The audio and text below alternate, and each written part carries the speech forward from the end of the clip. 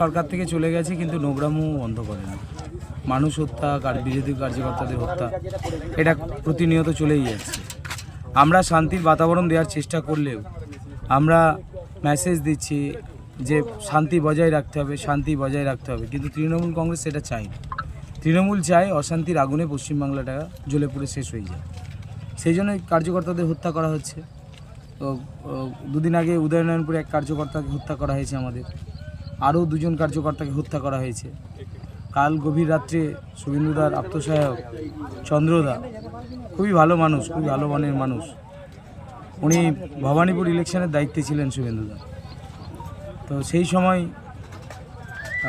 ভবানীপুরে একটা মিটিং শেষ করে উনি বাড়ি ফিরছিলেন। ওনার গাড়িকে আটকে এলোপাথারি গুলি ছোড়া হয়।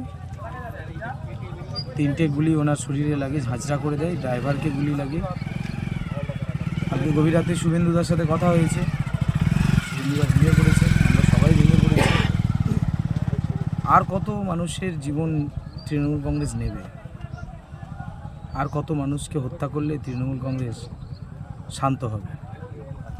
আমরা পারলে তৃণমূল কংগ্রেসকে 2 মিনিটও সময় দিতে রাজি নই, কিন্তু আমরা চাই না এলাকায় অশান্তি তৈরি হোক, এলাকায় বিশৃঙ্খলা তৈরি হোক। তৃণমূল যে হত্যা লীলা বা হত্যার রাজনীতি শুরু করেছে, এর জবাব তৃণমূল কংগ্রেস পাবে। যে সকল জেহাদি বাহিনী আছে, যে সকল আর্মাদ বাহিনী আছে, ঠিক যোগীজি যেভাবে এনকাউন্টার করে মারছে, চিন্তা করবেন না, সরকারটা প্রতিষ্ঠা হোক, এনকাউন্টারের প্রত্যেকটা গুলি ওই জেহাদিদের মাথায় লাগবে। জ্যোতিষ জগতে অদ্বিতীয় ডক্টর অঞ্জন শাস্ত্রী, আপনার উজ্জ্বল ভবিষ্যতের একমাত্র দিশারি। Call for booking 7477886099 or log in www.anjanshastri.com।